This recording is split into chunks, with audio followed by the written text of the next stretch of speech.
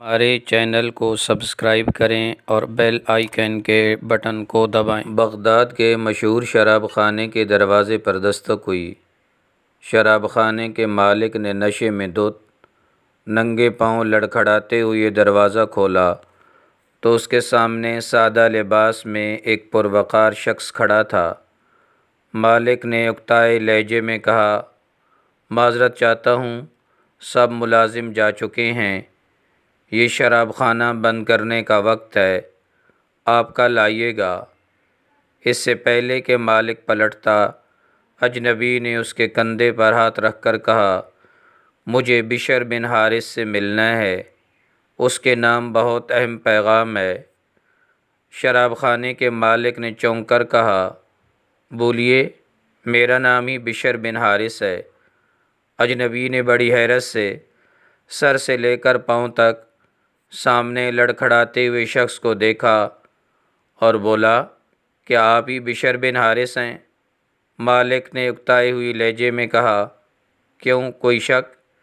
اجنبی نے آگے بڑھ کر اس کے ہاتھوں کو بوسہ دیا اور بولا، سنو بشر بن حارث، خالق ارض و سما نے مجھے کہا ہے کہ میرے دوست بشر بن حارث کو میرا سلام عرض کرنا اور کہنا جو عزت تم نے میرے نام کو دی تھی وہی عزت رہتی دنیا تک تمہارے نام کو ملے گی۔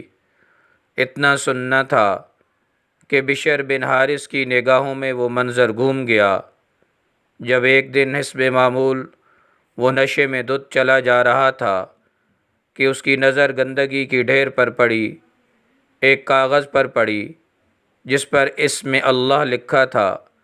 بشر نے کاغذ کو بڑے احترام سے چوما، صاف کر کے خوشبو لگائی اور پاک جگہ رکھ دیا اور کہا، اے مالک عرش عظیم، یہ جگہ تو بشر کا مقام ہے، تمہارا نہیں۔ بس یہی ادا بشر بن حارث کو بشر حافی رحمۃ اللہ علیہ بنا گئی۔ جس وقت آپ کو یہ پیغام ملا، آپ اس وقت ننگے پاؤں تھے اور پھر آپ نے ساری زندگی ننگے پاؤں گزار دی۔ آپ جن گلیوں سے گزرتے تھے ان گلیوں میں چوپائے بھی پیشاب نہیں کرتے تھے کہ آپ کے پاؤں گندے نہ ہوں۔ وہ بشر حافی رحمۃ اللہ علیہ جس کے متعلق اپنے وقت کے امام احمد بن حنبل رحمۃ اللہ علیہ فرمایا کرتے تھے، لوگوں، جس اللہ کو احمد بن حنبل مانتا ہے بشر حافی رحمۃ اللہ علیہ اسے پہچانتا ہے۔